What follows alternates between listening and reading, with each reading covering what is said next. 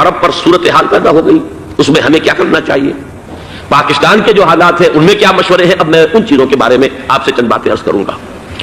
پہلی بات تو یہ ہے کہ مشرق وسطیٰ کے مسئلے میں اس کے پس منظر کو سمجھ لینا چاہیے. ہمارے بہت سے احباب جو ہے وہ فوری طور پر وقتی صورتوں کو، جیسے کہ حالات و واقعات ہوتے ہیں، صرف انہی کے اعتبار سے رائے قائم کرتے ہیں. چیزوں کا پس منظر جو ہے نگاہوں کے سامنے رہنا چاہیے. اس صدی کا ایک مختصر سا نقشہ ذہن میں رکھیے.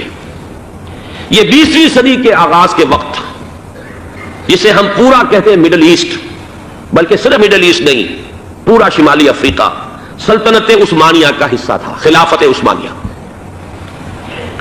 لیبیا، الجزائر، مصر، پورا حجاز، یمن، پورا عراق، شام، اور یہ شام ہی کے حصے ہیں در حقیقت، اردن اور لبنان، یہ سب یہ شام عرب، عراق عرب، یہ پورا علاقہ خلافت عثمانیہ یہ اس کا حصہ تھا.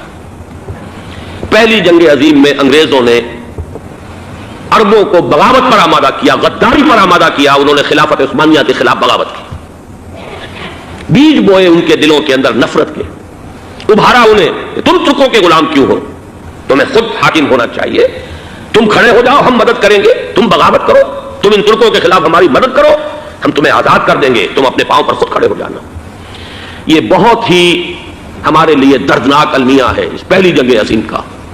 کرنل لارنس جیسا شخص، برطانوی استعمار، اور اس کے نتیجے میں عربوں نے بغاوت کی. اور اس قدر دردناک بات آپ کو بتا رہا ہوں، میں پہلی مرتبہ جب سن 62 میں حج کے لیے گیا مدینہ منورہ میں، ابھی وہ ریل کے انجن کھڑے ہوئے تھے. یہ ترکی کے زمانے میں، سلطنت عثمانیہ کے زمانے میں بغداد سے مدینے تک ریلوے لائن تھی. یہ پورا ایک عالم سلطنت عثمانیہ، صرف سلطنت نہیں، خلافت عثمانیہ. پوری ٹرینیں جو ہے ترکوں کی اڑائی گئی، ہزاروں ترکوں کو شہید کیا گیا، یہاں تک کہ صحن حرم میں شہید کیے گئے سینکڑوں ترک. یہ جرم تھوڑے نہیں ہے، معمولی نہیں. آج جس کی سزا مل رہی ہے معلوم ہونا چاہیے کہ وہ جرائم کون کون سے تھے. اب بھی جو لوگ گئے ہیں انہوں نے دیکھا ہوگا ترکی کا قلعہ موجود ہے اوپر پہاڑی کے اوپر. حرم کا جو سب سے بڑا دروازہ ہے باب ملک عبدالعزیز، اس کے سامنے ایک لائبریری ہوتی تھی، اب تو غالباً وہ بھی گرا دی گئی ہے. اس کے پیچھے پہاڑی پر ترکوں کا قلعہ ہے پرانا، اس پر توپیں موجود تھیں. جب بغاوت ہوئی ہے، جو حرم میں آئے ہوئے تھے ترک فوجی، ظاہر بات ہے نہتے، وہ تو نماز پڑھنے آئے ہوئے تھے، ان کو وہاں ذبح کیا گیا ہے. اور ترکوں نے اپنی توپیں استعمال نہیں کی کہ کہیں بیت اللہ کو کوئی نہ پہنچ جائے. بہرحال یہ غداری ہوئی ہے پہلی جنگ عظیم کے دوران، اور نہ صرف ترکوں کے، عربوں نے کی ہے. جیسا کہ میں نے کہا تھا، دو ہیں سب سے بڑے مجرم روئے ارضی کے اوپر امت مسلمہ کے طبقات. ہمارا پنجابی سپاہی بھی جا کر انگریزوں کی مدد کر کے ایلن بی کو قبضہ جو لے کر دیا بغداد کا، اس میں ہمارے مسلمان پنجابی سپاہی بھی شامل تھے. یہ خون چکاں باب ہے ہماری تاریخ کا اس صدی کا. لیکن اس کے بعد سلطنت عثمانیہ کے ٹکڑے ہو گئے، چیچڑے ہو گئے. ایک انگریز نے لکھا ہے یہ جملہ، ذہن میں بجھا ہوا جملہ، کہ تاریخ میں یہ بات ثبت ہو جائے گی کہ ایک انگریز نے اس سلطنت کے ٹکڑے کر دیے کہ جو عمر فاروق نے قائم کی تھی رضی اللہ تعالیٰ عنہ. یہ پورا عالم، یہ تمام علاقہ کس نے فتح کیا تھا؟ یہ بات ہاتھ بدل گئے تھے، پھر ترک آ گئے، خلافت عثمانیوں کے پاس چلی گئی، لیکن یہ سلطنت تو حضرت عمر رضی اللہ تعالیٰ عنہ کے زمانے سے چلی آ رہی تھی. اس کو ایک انگریز کرنل نے، اور اس نے بغاوت میں آمادہ کر کے عربوں کو اور ترکوں کے پیٹھ میں چھرا ڈھپوا کر ان کے ذریعے سے اور ٹکڑے کر دیے. لیکن جب جنگ ختم ہوئی، اب انہوں نے کہا کہ اب ہمیں آزادی دیجیے. اب انہیں معلوم ہوا کہ غداروں کو دنیا میں کیا ملتا ہے. ٹکڑے کر دیے گئے. یہ حصہ عراق یہ انگریز کے پاس رہے گا، شام کا یہ علاقہ یہ فرانسیسیوں کے پاس رہے گا، مصر پر انگریزوں کا تسلط رہے گا، لیبیا اطالویوں کے پاس رہے گا. لے دے کر یہ جو علاقہ تھا حجاز، کیونکہ وہاں کچھ تھا ہی نہیں، بوادٍ غیر ذی زرع، یہ عربوں کے پاس چھوڑ دیا گیا. اس وقت جو بادشاہ ہیں شاہ حسین اردن کے، ان کے دادا سب سے بڑے غدار وہی تھے، لہذا ان کو اس علاقے کی بادشاہت دے دی گئی. اس کے بعد نجد سے ایک تحریک اٹھی ہے، وہ سعودی جو خاندان ہے وہ نجد سے اٹھا. نجد میں اس وقت کچھ بھی نہیں تھا، وہ تو صرف ریت کے تودے تھے اور کچھ بھی نہیں، لہذا ادھر کسی استعماری قوت کو دیکھنے کی ضرورت ہی نہیں تھی. وہ تو بعد میں تیل برآمد ہوا، اس کی حیثیت ہو گئی، اور یہ امارات کا علاقہ جو ہے اس کی دنیا میں اب گویا کہ یوں سمجھیے کہ جو سب سے زیادہ اہم علاقے ہو سکتے ہیں روئے ارضی کے نقشے پر، ان میں سے ایک وہ ہو گیا. لیکن یہ اس وقت کی بات میں کر رہا ہوں، کوئی حیثیت نہیں تھی، لہذا اس کو چھوڑ دیا گیا.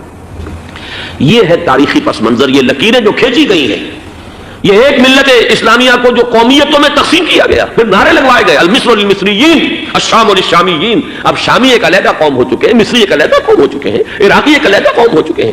یہ ساری تقسیمیں استعمار کی پیدا کرنا ہے، اس کا کوئی تعلق اسلام کے ساتھ نہیں. اب ضرورت تو اس بات کی تھی کہ استعمار کے پنجے جب یہاں سے کچھ ہٹے، دوسری جنگ عظیم کے بعد ایک دور آیا، امریکہ ابھرا ہے دنیا کی عالمی سطح پر سیاست میں. اس کے ہاں کچھ آزادی کے تصورات تھے، اس نے بھی سپورٹ کیا. برطانیہ کمزور ہو چکا تھا، وہ اتنے بڑے علاقے کو ہولڈ نہیں کر سکتا تھا. ہندوستان بھی آزاد ہوا، پھر یہ کہ اور دوسرے علاقوں سے بھی اس کو پسپائی اختیار کرنی پڑی. استعمار کے پنجے جس طرح بھی ہوئے، ان کے سینوں سے، عربوں کے سینوں سے جو ہے گویا کہ وہ ہٹے. لیکن امریکہ نے ایک اپنی بہت بڑی حکمت عملی جو اختیار کی، عالم عرب کے سینے میں اسرائیل کا خنجر پیوست کر دیا تاکہ یہ کبھی آزاد نہ ہو جائیں، ہمارے انگوٹھے تلے رہے، ہماری پالیسی گورن کرے. یہ استعمار کا دوسری جنگ عظیم کے بعد جہاں برطانوی استعمار، فرانسیسی استعمار رفتہ رفتہ یہ ہٹنے شروع ہوئے. صدر ناصر نے انگریزوں کو اٹھا کر پھینکا میڈیٹرینین میں اور دوسرے جگہوں سے. الجزائر نے آزادی حاصل کی فرانس سے، اطالویوں سے جو ہے لیبیا والوں نے آزادی حاصل کی. یہ ہو گیا، لیکن ایک خنجر پیوست کر دیا گیا اسرائیل کا سینہ عرب. اس صورتحال میں ظاہر بات ہے کہ ایک تو بڑی آئیڈیل پوزیشن تھی کہ پورا عالم اسلام متحد ہو، لیکن وہ تو بہت دور کا خواب معلوم ہوتا ہے. علامہ اقبال سے بڑا کوئی نقیب نہیں ہے ملت اسلامی کی وحدت کا. ایک ہو مسلم حرم کی پاسبانی کے لیے نیل کے ساحل سے لے کر تابخا کے کاشغر. لیکن انہیں بھی اپنے لیکچرز میں کہنا پڑا کہ اس وقت جو صورتحال ہے پورے عالم اسلام کی ایک وحدت بن جانا تو تقریباً ناممکن نظر آ رہا ہے. اگر کسی طرح ایک common wealth of Muslim nations وجود میں آ جائے تو بھی بڑی کامیابی ہوگی. لیکن اس سے بھی پہلے یہ تو زیادہ آسان تھا کہ عالم عرب ایک وحدت کی شکل اختیار کر لے. یہ تو ایک قوم ہے، اکثر و بیشتر ایک نسل یا زیادہ دو نسلیں کہتی تھے. شمالی افریقہ میں بربر نسل بھی ہے، باقی تو سب عرب ہے. یہ پورا عالم ایک نسل، ایک زبان، پورے اتنے رقبے کے اوپر بولے جانے والی ایک زبان، یہ تو ایک ہو جائے. افسوس یہ ہے کہ اس کا ایک ہو جانا، ایک شخصیت ابھری تھی جو مذہبی مزاج کی شخصیت تھی، جو دینی مزاج کی حامل شخصیت تھی. اگر اس کی قیادت میں عالم عرب متحد ہو جاتا تو واقعتاً ایک بہت بڑا جو ہے مرحلہ وہ طے ہو جاتا پوری عالمی ملت اسلامیہ کی ایک وحدت اختیار کرنے کا. وہ شخصیت تھی شاہ فیصل شہید کی. اور اس لفظ کے ساتھ ہی آپ کے ذہن میں آ گیا ہوگا کیوں انہیں شہید کر دیا گیا، کس نے کیا کرایا، کہاں سے تعلیم حاصل کر کے آیا تھا وہ جس نے شہید کیا شاہ فیصل شہید کو. اس کی گردن پر کون سوار تھی، وہ یہودی لڑکی کے جس کے فوٹو بھی شائع ہوئے، ایک گردن پر اٹھائے کھڑا ہوا شہزادہ اپنی ایک یہودی دوست کو، لڑکی کو. اور وہی ہے کہ جس نے جا کر پستول سے شہید کیا ہے. جہاں میں اچھی طرح جان لیجئے، جیسے بارہا میں نے عرض کیا ہے کہ حضرت عمر کو شہید کرنے والا کہنے کو ابو لولو فیروز تھا، لیکن اس کے پیچھے پورا ایرانی نسل پرستی کا جو پورا پس منظر ہے، اسے تو ہر شخص جس کی ذرا بھی نگاہ جو ہے جو صرف منظر کو نہ دیکھ رہی ہو، پس منظر کو بھی دیکھنے والی ہو، وہ تو جان دے گی کہ ابو لولو فیروز ایک فرد کا نام نہیں تھا، وہ ایران کا انتقام تھا عالم عرب سے. بالکل اسی طریقے سے یہ امریکی استعمار کا ہتھ کنڈا تھا، اسے محسوس ہوا. شاہ فیصل مذہبی مزاج کا شخص یہ ابھر رہا ہے.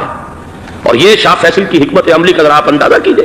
لاہور میں سمٹ کانفرنس ہوئی، اس میں وہ آئے، سب سے ٹاورنگ پرسنالٹی پورے اس وقت عالم اسلام کے اندر شاہ فیصل کی تھی.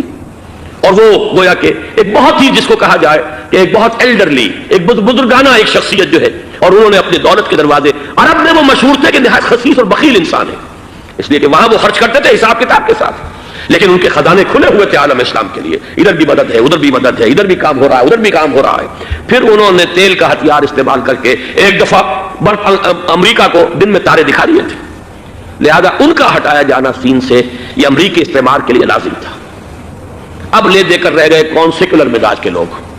پہلی اٹمپٹ جمال عبد الناصر نے کی، ناکام ہو گیا. قذافی صاحب نے کوشش کی کہ وہ ان کی جانشینی حاصل کر لے، ناکام ہو گیا. اب ایک تیسری شخصیت صدام حسین کی، ملحد ہے، اسلام سے کوئی سروکار نہیں. باس کا فلسفہ سیکولرزم پلس عرب نیشنلزم یہ اصول ہے. لیکن یہ ہے کہ یہ شخصیت ابو بکر ایسی آئی ہے کہ اس سے اس وقت یہ جان لیجئے، میں امریکہ میں بھی عربوں سے مل کر آیا ہوں، سعودی عرب میں بھی اب میں وہ دیکھ آیا ہوں. نوجوان نسل جو ہے عربوں کی، پورا جو دوسرے عرب ممالک ہیں جہاں پر کہ مذہب کا اتنا چرچا ہی نہیں ہے، پورا فلسطینی عرب، جارڈن کے عرب، شامی عرب عوام، وہ سب کے سب صدام کے پیچھے ہیں.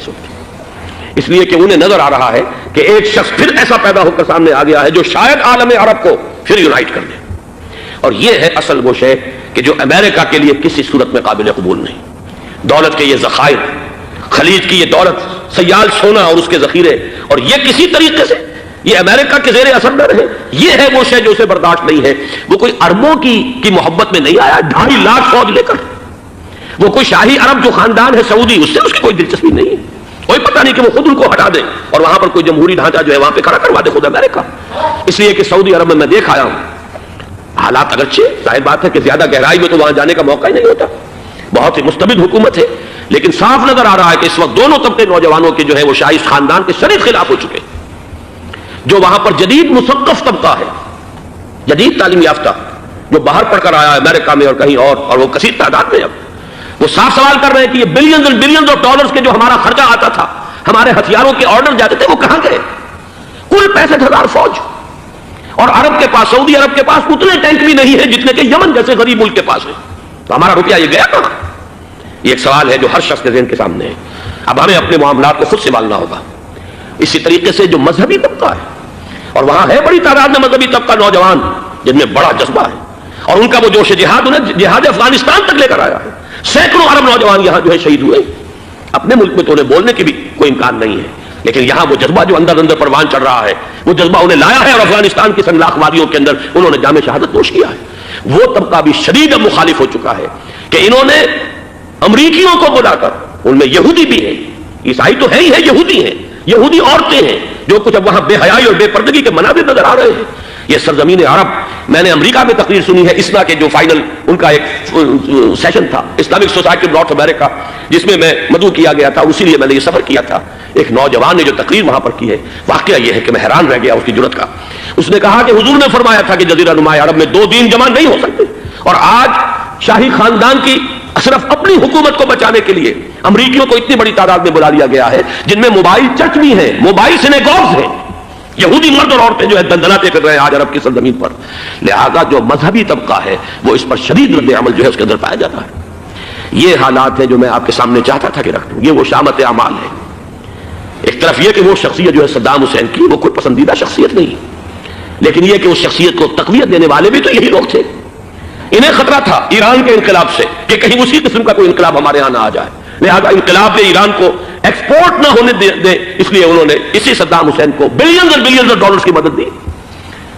آج وہی ہے. عربی کی تو ایک کہاوت بھی ہے، سمن کلبک، یا کو لوگ اپنے کتے کو کھلا پلا کے موٹا کرو، کسی روز تمہیں کو کاٹے گا. آج وہ تو انہیں کاٹ رہا، لیکن یہ کہ اس کا جو علاج تجویز ہوا ہے وہ انتہائی خوفناک ہے. 2.5 لاکھ امریکی وہ استعمار کے پنجے جو بمشکل عالم عرب کے سینے سے جو گڑے ہوئے تھے اس استعمار نے، مشکل ہٹے تھے کہ ایک دم اب وہاں پر خبریں آ رہی ہیں، فرانسیسی بھی آ رہے ہیں، برطانوی بھی آ رہے ہیں، کہاں کہاں سے فوجیں آ رہی ہیں. اور وہاں پر 2.5 لاکھ تو صرف امریکن آرمی کا، اس میں تقریباً 1.5 لاکھ تو پہنچ چکی. اور جو بھی ہوگا وہاں پر، جیسا کہ میں نے عرض کیا ہے، اس قدر خوفناک سین ہے. میں نے بہت سے حضرات واقف ہوں گے، کئی مرتبہ میں نے حوالہ دیا ہے مولانا سید حامد میاں رحمہ اللہ کا. انہوں نے ایک دفعہ مجھے بتایا تھا کہ احادیث میں جو قرب قیامت کے حالات و واقعات کی پیشن گوئیاں ہیں، ان میں یہ ہے کہ وہ جو آخری جنگ ہونی ہے جو کہ دجال کے خلاف ہوگی مسلمانوں کی، اور جس میں کہ حضرت مسیح علیہ السلام کا نزول ہوگا، جس کے سلسلے میں اس سے پہلے ایک جنگ ہوگی بہت خوفناک، بہت خوفناک. اور عجیب الفاظ ان کے یہ تھے کہ اس میں ایک طرف مسلمان اور عیسائی اور یہودی تینوں ہوں گے. یہ بات سمجھ میں نہیں آتی تھی کہ مسلمان اور یہودی ایک جگہ کیسے جمع ہو سکتے ہیں. آج وہ نقشہ نظر آ گیا ہے. آج اسرائیل، امریکہ، سعودی عرب اب یہ ایک ہے. بلکہ چلتے آئیے، مصر، اسرائیل، سعودی عرب اور جو بھی ان کے حواری ہیں وہ سب ایک ساتھ میں کھڑے، اور ان کے اوپر سیادت کس کی ہے؟ امریکہ کی. وہ نقشہ آ گیا ہے. اور اس جنگ کے سلسلے میں مولانا حامد میاں رحمہ اللہ نے مجھے بتایا تھا کہ حدیث میں الفاظ آئے ہیں، اتنے لوگ ہلاک ہوں گے، اتنے لوگ ہلاک ہوں گے، اتنے لوگ ہلاک ہوں گے کہ ایک پرندہ سینکڑوں میل تک اڑتا ہوا چلا جائے گا اور اسے سوائے لاشوں کے اور کچھ نظر نہیں آئے. یہ نقشہ خاکم بدہن تلا ہوا ہے، کھڑا ہوا ہے. جو بھی ہوگا کیمیاوی جنگ، کیمیاوی وارفیئر، کیمیکل وارفیئر اور پھر ایٹمک وارفیئر، جس کی کھلی دھمکیاں دی جا چکی ہیں. کبھی کوریا کے بارے میں اندیشہ تھا کہ یہ درندے خدا کی دھرتی کو، کوریا کی غریب بستی کو ناگاساکی بنا کے چھوڑیں گے، ہیروشیما بنا کے چھوڑیں گے. آج وہ صورتحال جو ہے عالم عرب پر، heart of the Arab land, اس پر یہ صورتحال بالکل تلی کھڑی ہے. اس میں ہمیں کیا کرنا چاہیے؟ میں نے یہ چاہا کہ پورا پس منظر آپ کے سامنے ہو. صرف وقتی سا کوئی ایک نعرہ، وقتی سی کوئی ایک خبر، اس کے حوالے سے ایک جذبات کا معاملہ، پورا ایک پس منظر سامنے رکھیے. اب وہ آپ کو شاید میری باتیں جو ہیں وہ سمجھ میں آ جائیں. نمبر ایک، ہمیں کسی صورت اس جنگ میں امریکہ کے گھڑے کی مچھلی نہیں بننا چاہیے. امریکہ اسلام کے تحفظ کے لیے نہیں آیا، امریکہ حرمین کی حفاظت کے لیے نہیں آیا، امریکہ اپنے مفادات، عالمی مفادات کے تحفظ کے لیے آیا. اور زیادہ سے زیادہ آپ کہہ سکتے ہیں کہ وہ سعودی شاہی خاندان کی حفاظت کے لیے آیا. اور بڑا عمدہ مضمون چھپا تھا پچھلے، بلکہ ابھی تک تو وہ تازہ ہی ہے جب تک نیا نہیں آتا، ندا میں، جس کا عنوان تھا اربوں کا چھڑا اور اربوں کا گدا. سارے پیسے بھی انہیں سے لے رہے ہیں. $12 بلین کا ایک چیک لے کر گیا جیمز بیکر. اندازہ تو کیجیے دنیا کہاں سے کہاں پہنچ گئی. میں بھی حیرت ہوں کہ دنیا کیا سے کیا ہو جائے گی. 2 ماہ قبل اس کا تصور نہیں ہو سکتا تھا. اتنی بڑی قوت امریکہ کی، تباہ کن قوت، اور جمع ہو جائے گی عرب کے اندر. لیکن یہ کہ وہ کاس بھی اربوں ہی کی ہوگی، انہی کا چھڑا انہی کا گلا. ہمیں کرنا یہ چاہیے، اللہ تعالی ہماری حکومت کو، ہمارے سیاستدانوں کو، ہمارے ذمہ دار لوگوں کو ہدایت دے، وہ امریکہ کے گھڑے کی مچھلی نہ بنے. اس کے تحفظ کے لیے یا شاہی خاندان کی حفاظت کے لیے بہت کچھ انہوں نے عیش کر لیے، کافی عیش کر لیے. باقی یہ کہ اب جو کچھ ہونا ہے وہ ہونا ہے. حرمین شریفین کو تو خود عرب کے لوگ کہتے ہیں کہ کوئی خطرہ نہیں ہے. سارا جھگڑا تو وہ تیل کی دولت کا ہے. وہ تیل کی دولت جو ہے وہ شمال مشرقی کونے کے اندر ہے. بلکہ یہ کہ جو رد عمل پیدا ہوا عالم اسلام میں اور سعودی عرب میں، خود اس کے مذہبی نوجوانوں میں امریکی فوجوں کی آمد کے خلاف اس کا جواب دیا گیا رابطہ عالم اسلامی کی طرف سے کہ یہ جو بھی جنگ کا محاذ ہے، جو فوجیں ہیں، یہ حرمین سے تو 1500 کلومیٹر دور ہیں. تو حرمین کو تو کوئی خطرہ نہیں ہے. خطرہ ہے امریکہ کے عالمی مفادات کو. آج آپ کو معلوم ہے دنیا 2 طبقوں میں بٹی ہوئی ہے، دی رچ اینڈ دی پور. یہ جو اقوام ہیں، جو 6-7 قومیں شمار ہوتی ہیں دنیا کی دولت مند قومیں، ان کے لیے خطرہ ہے کہ یہ اگر ہم ان کا جو سب سے بڑا ذریعہ ہے اس کا صنعت کا، یہ تیل، اگر اس کو کچھ ہو گیا تو ان کی سب کی اکانومی جو ہے وہ دم دھڑام سے زمین پر آ جائے گی. وہ بھی برابر ہو کر رہ جائیں گے دنیا کے دوسرے ملکوں کے. یہ اس کی حفاظت کے لیے آئے ہیں. ہمارے نوجوان کو آج میں سوچتا ہوں کاش کہ ہمیں معلوم ہو، ہمیں وہ تاریخ دہرانی نہیں چاہیے کہ ہم نے پہلی جنگ عظیم میں انگریزوں کے استعمار کے پنجے گڑوانے کے لیے اپنی جانیں دیں. پنجاب کا نوجوان، پنجاب کا مسلمان سپاہی بھی جا کر ایلن بی کو قبضہ دلوانے کے اندر اور بغداد پر قبضہ کرانے میں اس کے تعاون کیا، اس کی مدد کی. کیا آج بھی وہی تاریخ اپنے آپ کو دہرائے گی؟ آج ہمارا فوجی جائے گا وہاں پر امریکہ کے تحفظ کے لیے، اس کے مفادات کے تحفظ کے لیے. پہلی بات یہ کہ یہ ہرگز نہیں ہونا چاہیے. ہونا کیا چاہیے؟ پہلی کوشش یہ ہو کہ یہ بین الاسلامی معاملہ بنے، مسلمان امت آئے، امریکی فوجیں جائیں، فرانسیسی جائیں، برطانوی جائیں. ہاں اس صورت میں کہتا ہوں پاکستان کا ایک ایک بچہ وہاں جائے اور اپنی جان قربان کر دے، اس لیے کہ یہ قرآن کا حکم ہے. وَإِن طَائِفَتَانِ مِنَ الْمُؤْمِنِينَ اقْتَتَلُوا فَأَصْلِحُوا بَيْنَهُمَا فَإِن بَغَتْ إِحْدَاهُمَا عَلَى الْأُخْرَى فَقَاتِلُوا الَّتِي تَبْغِي حَتَّى تَفِيءَ إِلَىٰ أَمْرِ اللَّهِ فَإِن فَاءَتْ فَأَصْلِحُوا بَيْنَهُمَا بِالْعَدْلِ وَأَقْسِطُوا إِنَّ اللَّهَ يُحِبُّ الْمُقْسِطِينَ. امت مسلمہ کو حکم دیا گیا ہے اگر مسلمانوں کے 2 گروہ لڑ پڑے تو تم صلح کراؤ، اور اگر ایک فریق زیادتی پر تلا رہے، اڑا رہے، تو اب سب مل کر اس سے جنگ کرو یہاں تک کہ اسے اللہ کے حکم کے آگے جھکا دو. پھر اگر وہ اللہ کا حکم مان لے، صلح پر آ جائے، تو پھر عدل و قسط کے ساتھ ان کے درمیان صلح کرا دو. یہ ہمیں حکم ہے، مسلمانوں کو حکم ہے. لیکن یہ کہ یہ امریکی آ رہے ہیں اور امریکی استعمار اور امریکی مفادات، اور اس کے لیے جو ہے پاکستان کا مسلمان سپاہی بھی جائے، میرے نزدیک یہ کسی صورت میں صحیح نہیں. مطالبہ بھی ہو رہا ہے. آج ہی غالباً ایک انٹرویو آیا ہے شاہ حسین کے بھائی جو ہیں حسن بن طلال، ان کا، انہوں نے بھی یہی کہا ہے کہ اس کو مسلمانوں کو آپس میں اس معاملے کو طے کرنا چاہیے، اس قضیے کو، امریکی فوجوں کو یہاں سے فوراً واپس جانا چاہیے. اور یہی بات میں یقیناً تائید کروں گا، تحسین کروں گا. یہی موقف ایران کا ہے. ایران عراق کے خلاف جو UN کے سینکشنز ہیں، کہتا ہے ہم اس کی پابندی کریں گے، لیکن امریکہ کو یہاں سے نکلنا چاہیے. یہ مسلمانوں کا اپنا معاملہ ہے، وہ آپس میں طے کریں. پاکستان کو بھی یہی موقف اختیار کرنا چاہیے پوری قوت کے ساتھ. اس میں کوئی بھی اگر کمزوری ہو رہی ہے تو در حقیقت یہ گویا کہ ہم امریکی استعمار کے ہاتھ میں اس کا ہارا کار بن کر، کھلونا بن کر استعمال ہو رہے ہیں، جو کہ ہمیں کسی صورت میں نہیں کرنا چاہیے. اگر یہ بھی ناکافی ہو تو دوسرا ایک اور مسئلے کا حل موجود ہے اس سے براڈر سطح پر، کہ غیر جانبدار ممالک اگر کوئی ہے ان کو بھی اس قضیے کے اندر شامل کیا جائے. ایک تحریک تھی کسی زمانے میں، کافی بڑی تھی، لیکن یہ کہ وہ بھی اگر اس کے اندر شامل ہو جائیں. لیکن امریکہ، رشیا، یہ تو ظاہر بات ہے سپر پاورز ہیں، ان کے مفادات ہیں، عالمی اور گلوبل مفادات ہیں. لہذا اول تو یہ ہونا چاہیے کہ بین الاسلامی معاملہ بنا کر، اس صورت میں جیسا کہ میں نے عرض کیا ہماری پوری فوج بھی جائے اللہ پر توکل کر کے. پاکستان کا محافظ اللہ ہوگا. اگر اللہ کے ایک حکم کے اوپر عمل کرتے ہوئے مسلمان یہاں سے جائیں اور جا کر وہاں پر جو ہے اپنی جانیں دینے کو تیار ہو جائیں. لیکن اگر یہ اس میں بھی کافی نہ ہو تو جو بھی غیر جانبدار ممالک ہیں ان کو بھی اس معاملے کے اندر شریک کیا جا سکتا ہے. بدرجہ آخر اگر پاکستانی فوج جائے وہ صرف حرمین شریفین کے گرد و نواح میں ان کو ڈپلوائے کیا جانا چاہیے. اگر خدا نہ خواستہ وہاں پر کوئی آنچ آنے کی شکل پیدا ہو جائے تو اس کی اے ارض پاک تیری حرمت پہ کٹ مرے ہم، اس کے لیے مسلمانوں کو تیار رہنا چاہیے. اس لیے کہ بہرحال جہاں تک ارض پاک کی حرمت کا تعلق ہے وہ ہمارے ایمان کا جز ہے. باقی برطانوی مفادات، امریکی مفادات، صنعتی ممالک کے مفادات یا کسی شاہی خاندان کے مفادات، یہ شاہی خاندان یہ تو گرتی ہوئی دیواریں ہیں، جانا ہے آج نہیں تو کل. لیکن یہ کہ اصل معاملہ ہے امت کا، اصل معاملہ ہے امت مسلمہ کا، اصل معاملہ ہے حرمین شریفین کا. لہذا ان دونوں چیزوں کو لازماً گڑبڑ نہ کریں. آپ حضرات کے علم میں ہے کہ اس سے پہلے ایران کی طرف سے بار بار مطالبہ ہوا کہ حرمین کو بین الاسلامی کنٹرول میں دے دیا جائے اور سعودی عرب کا اس کے اوپر سے جو انتظامی عمل دخل ختم کر دیا جائے. میں نے کبھی تائید نہیں کی، اس لیے نہیں کی کہ میرا مشاہدہ ہے، میں گیا ہوں بارہا، سعودی عرب کی حکومت نے چاہے خود بھی بڑے بڑے محل بنائے ہیں لیکن حرمین کی خدمت کے اندر بھی کوئی کمی نہیں کی. اس پر انہوں نے اربوں ڈالر اس پر بھی خرچ کیا ہے. اس کے اوپر انہوں نے اس حج کے انتظامات پر پوری حکومت جو ہے وہ اپنے آپ کو لگائے رکھتی ہے. لہذا اس اعتبار سے کوئی کمی کی بات نہیں وہاں پر آئی کہ جس کے لیے ضرورت ہو کہ ان کا عمل دخل وہاں سے ختم کیا جائے. لیکن یہ صورتحال اب جو پیدا ہو گئی ہے یہ بالکل مختلف ہے، اسے اس کے کانٹیکسٹ کے اندر دیکھا جانا چاہیے اور اسی کے حوالے سے میں نے چند رائے آپ کے سامنے رکھی. اب آئیے پاکستان کی طرف جو ہمارا اصل مسئلہ ہے، اس کے تو ہم سب سے بڑے ذمہ دار ہیں. اس کی بھلائی ہے تو، برائی ہے تو، اس میں خیر آتا ہے تو وہ بھی ہماری کوشش اس کے لیے ضروری ہے، اور کوئی شر پیدا ہوتا ہے تو اس کی ذمہ داری بھی ہم پر آئے گی. اس کے ذمن میں چند باتیں عرض کر رہا ہوں. شدید ترین خطرہ ہے جیسا کہ میں عرض کر چکا ہوں کہ بھارت حملہ کرے گا. مجھے تو تقریباً یہ رائٹنگ آن دی وال کے مانند ایک فیصلہ نظر آ رہا ہے، بلکہ آج میں کسی سے کہہ رہا تھا کہ اگر اب نہیں تو پھر کبھی بھارت حملہ نہیں کر سکتا. اس کے لیے سچویشن بالکل رائٹ ہے. 2 مرتبہ ایکسرسائز کر چکا ہے وہ خاص ٹارگٹ بنا کر حیدرآباد کو، اور اس کے پیش نظر ہے سندھ میں جو بھی خلفشار ہے اسے اس کے علم میں ہے، جو بھی تصادم ہے. اب بھی اگرچہ اس وقت کی جو ہماری اندرونی سیاست ہے یہ اس کا کرشمہ سامنے آیا ہے کہ جی ایم سید صاحب کو ایگزونریٹ کیا جا رہا ہے، ان کو محب وطن کا خطاب دوبارہ دیا جا رہا ہے. وہ شخص جس نے اسلام کے خلاف انتہائی زہریلی باتیں کی ہیں، وہ شخص جس کی کتاب اب پاکستان ٹوٹ جانا چاہیے، وہ لاکھوں کی تعداد میں ہندوستان سے چھپ کر آئی یہاں تقسیم ہوئی ہے، آج اسے سرد دی جا رہی ہے.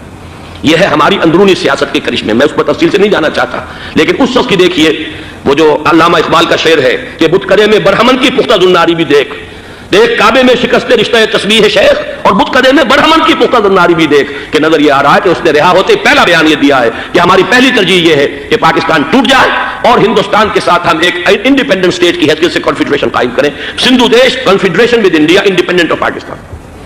پھر دوسری ترجیح بھی ہے، تیسری آخری ترجیح یہ ہے کہ پاکستان کو 5 ریاستوں میں تقسیم کر دیا جائے اور ایک لوز کانفیڈریشن ہو، بس اس کے سوا کچھ نہیں.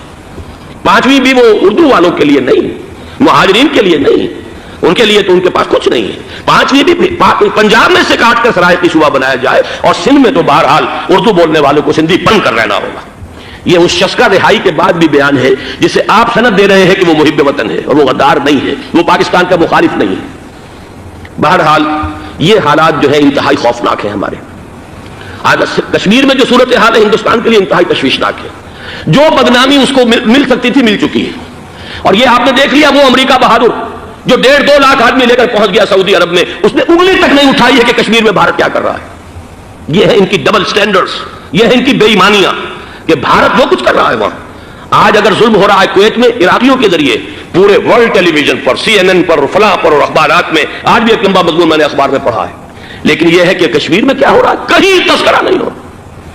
یہ ہے دنیا کے اندر دیانت اور امانت اور شرافت کا حال، اور بین الاقوامی سیاست جو ہے اس کے ڈبل سٹینڈرڈز. لہذا جو بدنامی بھارت کو آ سکتی تھی وہ آ چکی ہے. ہندوستان سے ایک نوجوان مسلمان صحافی دہلی سے آئے تھے، نئی دنیا ایک پرچہ نکلتا ہے اس کی طرف سے، وہ دورہ کر کے گئے ہیں، مجھ سے بھی لاہور میں ملے تھے، تقریباً 1 مہینہ 1.5 مہینہ ہوا. ان کے الفاظ سن کر میں کانپ گیا تھا. انہوں نے کہا تھا کہ بھارت کی حکومت اس کے اوپر تلی ہوئی ہے کہ چاہے ایک اور آخری کشمیری کو بھی ہلاک کرنا پڑے، وہ کشمیر کے اندر کبھی بھی کوئی معاملہ جو ہے کشمیر کی آزادی یا کشمیر کو پاکستان کے لیے جانے کے لیے تیار نہیں ہے. کیا بگڑے گا اس کا؟ آپ سمجھیے کہ اگر 80-90 کروڑ قوم کی ایک قوم ہے، 1 کروڑ آدمی ختم کر دیں، ان کا دل تو جو ہے اس پہ دکھے گا نہیں. حال ہمارا یہ ہے کہ ہم تو کوئی چہرے پہ نہیں کر سکے. ہم تو اپنی صفائی دیتے رہے کہ نہیں ہمارا کوئی ہاتھ نہیں ہے، ہم نے کچھ نہیں کیا ہے، ہمارا کوئی اس کے اندر عمل دخل نہیں ہے. بس یہی ہماری ڈپلومیسی کا شاہکار رہا ہے. یہ حال ہے پاکستان کا. لہذا بھارت کا وہ معاملہ جو ہے، میں نے جیسا کہ آپ کے سامنے مختلف فیکٹرز گنوا دیے تھے، اندرونی اس کی سیاست، اندرونی خلفشاں، وہ تو اب آ کر رہے گا. اللہ یہ کہ اللہ تعالیٰ کے قبضہ قدرت میں ہر شے ہے، وہ ٹال دے تو ٹال دے۔ مجھے اقبال کا وہ شعر یاد آ رہا ہے، تقدیر تو مبرم نظر آتی ہے لیکن پیران کلیسا کی دعا ہے کہ یہ ٹل جائے۔ ہم دعا کریں کہ یہ ٹل جائے وقت، لیکن یہ ہے کہ تقدیر مبرم نظر آ رہی۔ اس حالت میں ہمیں کیا کرنا چاہیے؟ نمبر ایک یہ کہ سب سے اہم شے ہے قومی یکجہتی، اور قومی یکجہتی کے اعتبار سے انتہائی خوفناک مرحلہ آ رہا ہے انتخابات کا۔ انتخابات میں تو کچھ نہ کچھ فساد، کچھ نہ کچھ دنگا، کچھ نہ کچھ ہنگامہ، ایک دوسرے کے خلاف کیچڑ، ایک دوسرے کے خلاف الزامات بوچھاڑ، یہ تو بڑھتے ہیں۔ بھارت میں بھی قتل و غارت گری ہو جاتی ہے کچھ نہ کچھ۔ لہذا یہاں پر بھی پیر پگاڑا صاحب جو ہمیشہ سے کہتے چلے آ رہے ہیں فیملی پلاننگ، آج پھر ان کا جملہ آ گیا ہے کہ شاید اس انتخابات میں فیملی پلاننگ کے ذریعے سے کوئی بہت بڑا کام ہو جائے۔ پہلی بات تو یہ ہے کہ میں نے اب تک یہ کہا ہے کہ انتخاب کسی صورت میں پوسٹ پون نہیں ہونے چاہیے۔ اب بھی میں یہ کہتا ہوں کہ اگر تو انتخابات کا بدل صرف ایک ہے وہ مارشل لا ہے، تو پھر مارشل لا سے تو بہتر ہے کہ وہ انتخابات ہو چاہے اس میں کوئی خلفشار بھی ہو، اس لیے کہ مارشل لا کا مطلب جو ہے وہ تو سندھ کے اندر ایک ناگزیر دھماکہ ہو جائے گا، تباہ کن، خوفناک، اور پھر بھارت کو کچھ کرنے کی ضرورت نہیں ہوگی، کیا کرایا اسے سارا معاملہ سندھ کے اندر سے مل جائے گا۔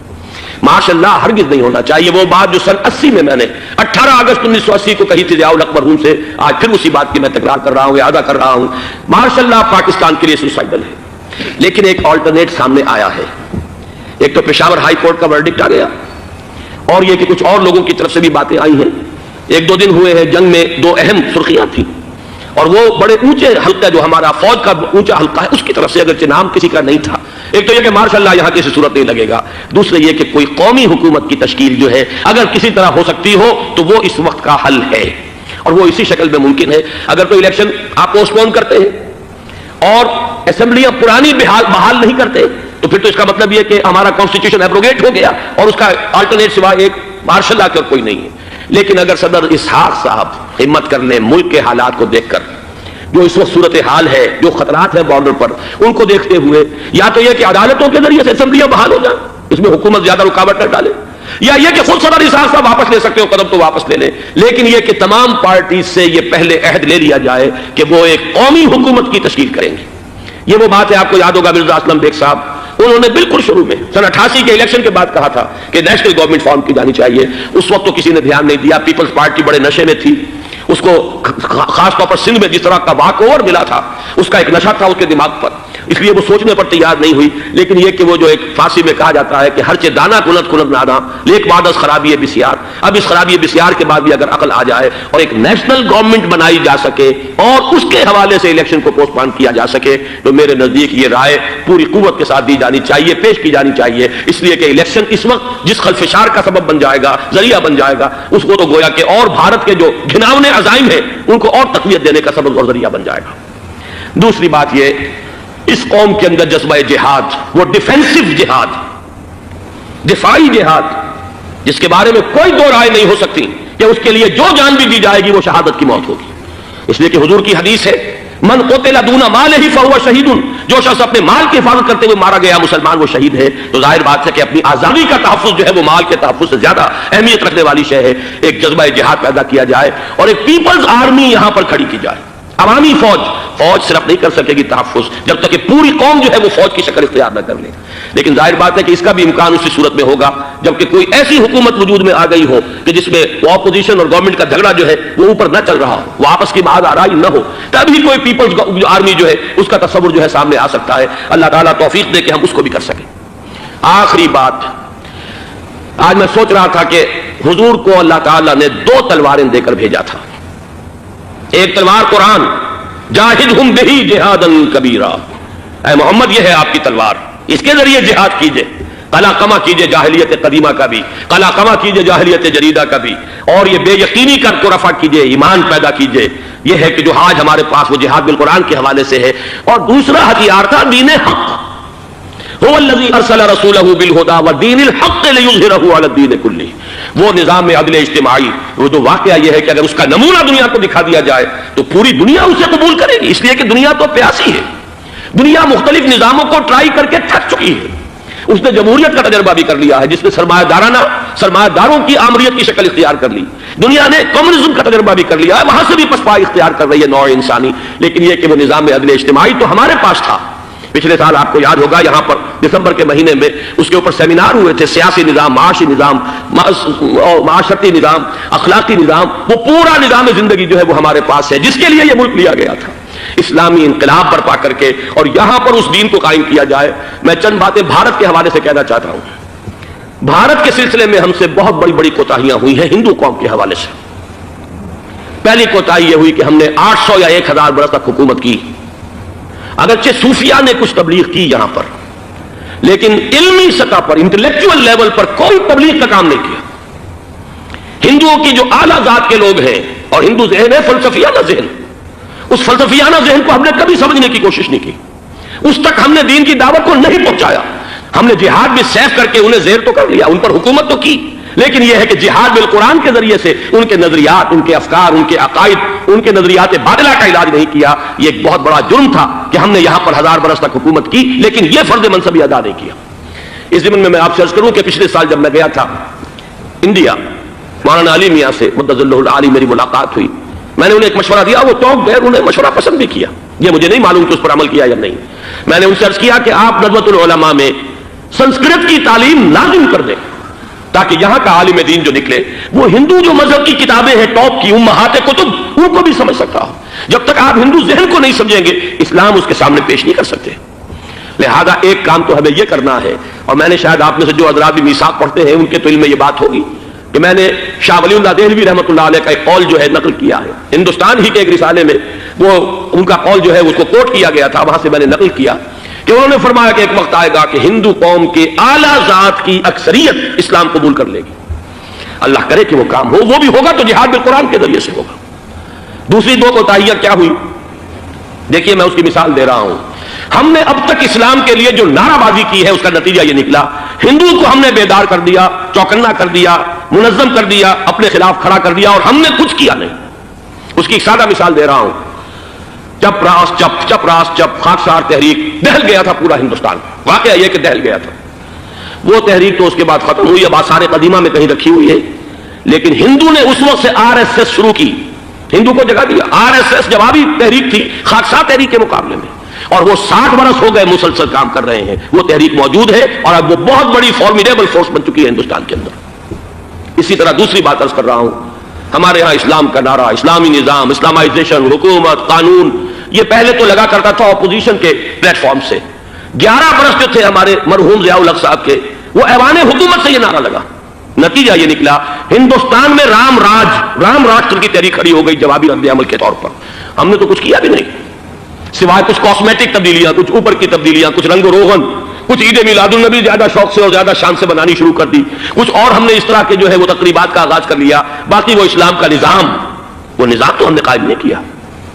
میں نے جو حضرات واقف ہیں مجھ سے، انہیں یاد ہوگا یہ کہ میں سن 80 میں پہلی مرتبہ بھارت گیا تھا، پاکستان بننے کے بعد۔ سن 47 نومبر میں نے کراس کیا تھا from east Punjab to west Punjab, Pakistan آیا، خون اور خاک آگ کے دریا عبور کر کے۔ 33 برس کے بعد میں گیا تھا واپس ہندوستان، پہلی مرتبہ سن 80 میں۔ واپس آ کے جو میں نے تقریر کی تھی اس کے چند چیزیں یاد ہوں گی بہت سے حضرات کو۔ میں نے کہا تھا میں نے 2 چیزیں بڑی اچھی دیکھی ہندوستان میں، جس سے ہندوستان میں مسلمانوں اور اسلام کے مستقبل کے بارے میں جو بہت زیادہ اندیشے اور خطرے تھے وہ دور ہو گئے۔ ایک یہ کہ ہندوستان میں بھی کوئی ایک نیشنلزم پیدا نہیں ہو سکا، بلکہ ریجنلزم ہے، علاقائیت ہے، لوگوں کے ذہن کے اندر علاقائیت ہے۔ اگر ایک مرکزی نیشنلزم پیدا ہو جائے تو بھارت بہت بڑی طاقت بن جائے گا، پورے علاقے کے لیے بہت بڑا خطرہ بن جائے گا۔ دوسری بات میں نے عرض کی تھی کہ اللہ کا شکر ہے کہ ہندو مذہب کا کوئی ریوائول وہاں نہیں ہوا۔ بائی اینڈ لارج انڈین ہندو جو ہے وہ سیکولر ذہن کا ہے، مذہب کا احیا وہاں نہیں ہوا۔ یہ سن 19 کی بات میں کہہ رہا ہوں، اس لیے کہ مذہب کا اگر احیا وہاں ہو جائے تو مسلمان کے لیے بڑے خطرے کی بات ہو جائے گی۔ لیکن آج میں آپ سے عرض کر رہا ہوں 1990 میں 10 برس کے بعد یہ جو 11 برس تک ہمارے ہاں اسلام کی رٹ لگی ہے، نتیجتاً اب وہاں ملیٹنٹ ہندو ریوائولزم ایک بہت بڑی قوت بن کر آ چکا ہے۔ ہم نے کچھ کیا بھی نہیں، نعرے لگائے، اور وہاں BJP اب اگلے الیکشن کے اندر وہ یقین رکھتی ہے کہ اس کی حکومت ہوگی۔ اس وقت بھی VP سنگھ کی حکومت جو ہے اسی کے بل پر کھڑی ہے۔ میری ملاقات ریاض میں ایک ہوئی ہے مراد آباد کے نوجوان سے، اور گفتگو کے آخر میں وہ رو پڑا کہ ہم ہندوستانی مسلمان کیا کریں، ہم تو ایک ایسی صورتحال سے دوچار ہو گئے ہیں کہ کوئی صورت ہمیں نظر نہیں آ رہی بچاؤ کی۔ 30 اکتوبر کی ڈیٹ دی ہوئی ہے VHP نے، وشوا ہندو پریشد جو ہے VHP، اس کے دے رکھی ہے کہ ہم نے ہر صورت کچھ بھی ہو جائے اور ایسے ایسے طریقے ان کے ہیں. وہ پہلے اینٹیں انہوں نے روانہ کرنی شروع کی تھی, اس کے بعد اب یہ ہے کہ ایک ایک گاؤں سے ایک ایک آدمی آئے گا, 30 لاکھ گاؤں سے ایک ایک آدمی چل کر آئے گا, اور وہ جب پہنچیں گے تو کوئی ان کے اوپر چونکہ ایک ایک آدمی چل کر آ رہا ہوگا, کوئی دفعہ 144 حکومت کی نہیں لگ سکے گی, اور ہم جب اتنے لوگ جمع ہو جائیں گے لا محالہ ہم نے وہ مندر جو ہے تعمیر کرنا ہے اور وہ مسجد گرا دینی ہے. اور ادھر مسلمان جو ہے آخری طور پر طے کیے ہوئے ہیں کہ چاہے ہم سب کٹ مریں لیکن ہم یہ مسجد گرنے نہیں دیں گے. خدا نہ خواستہ یہ صورتحال اگر بالفعل ہو جاتی کنفنٹریشن اس وقت, تو پھر بھی جو حکومت یو پی کی ہے وہ کچھ نہ کچھ مسلمانوں کا ساتھ دے رہی ہے, لیکن یہ کہ بے بس ہوتے کوئی دیر نہیں لگے گی. اگر لاکھوں لوگ جمع ہو جائیں اس شہر کے اندر, ایودھیا کے اندر, تو ظاہر بات ہے ہر حکومت گھٹنے ٹیکنے پر مجبور ہو جاتی ہے. 50,000 اہل تشیع نے ضیاء الحق صاحب کے گھٹنے ٹکوا دیے تھے, داغ رگڑوا دی تھی, اور وہ جو آرڈیننس تھا زکوٰۃ آرڈیننس اس میں ترمیم کروا دی تھی. کیا ہوگا؟